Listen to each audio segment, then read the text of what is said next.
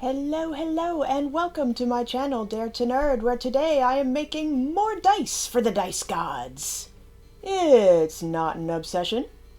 I have this maneki-neko, or lucky cat, pencil topper, and one day I was looking at it and realized it's the perfect size to fit into a large D20. So like any logical, sane person, I made a mold of it and made a little resin copy. If it can come out of the mold, that'd be grand. There it is. Isn't it cute? Look at that face. Looks good, no bubbles. It has a cute little tail and a bow. But it is a little bit too large to fit into a 35mm D20, so I sanded down the bottom to give a little more wiggle room. For the main body, I decided to paint it a matte black. Gloss and satin was just too shiny for my liking, and resin tends to shine things up anyway. So why did I go with black instead of the typical white or gold? There is a reason. Long story short, I did have a black cat. He was my baby, and someone purposefully swerved on the road to hit him. So now the whole black cats are bad luck stereotype, I take a little personally. It's not just a fun Halloween thing, it actually does real hurt and real damage. Because people are still superstitious in the 21st century. So I wanted a lucky cat, a cat of good luck, and I wanted the cat to be black. So this is just one of the many ways I passively throw a middle finger to that stereotype. Alright, on to happier things. Instead of just painting the eyeballs, I wanted to fill the entire eye void with gold, just to make the eyes bigger and pop out more inside the dice. And of course I painted the little bell on the collar gold as well to match.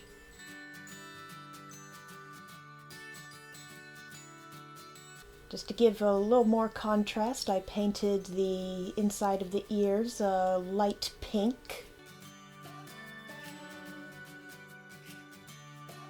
And of course I added toe beans. You can't not have toe beans.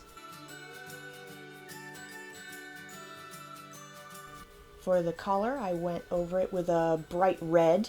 Now this whole thing would take a couple more layers of paint just to make it pop more. And the finishing touch, a nice little pink button nose.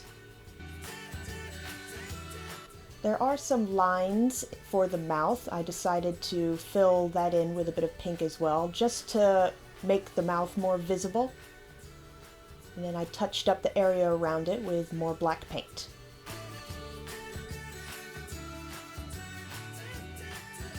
Add a couple little black dots for the eyes. And voila! After some touching up and drying, isn't it cute? So I filled the bottom of a 35mm D20 mold with some clear resin, just so the cat would sit more in the middle of the dice and not be directly at the bottom. And I just gently squeezed it in and laid it face down. I made sure there was a little bit of wiggle room in the dice. Just wanted to make sure that nothing was poking out of the dice itself. Slowly fill it up with more clear resin. There were a lot of bubbles in this one. I did have to take a lighter to it to pop some of the bubbles. I also shook the mold around quite a bit to try and encourage any bubbles to rise to the top. After I got as many bubbles popped as I thought I could, I popped the cap on, and into the pressure pot she goes! 24 hours later, we have a nicely cured D20. Look at it! It's so cute! There were some bubbles along the body, some tiny bubbles along the cat's body inside, but I can't exactly fix those. And on to the sanding! And that is already much, much better. With the dice sanded and polished, I went on to the painting of the numbers.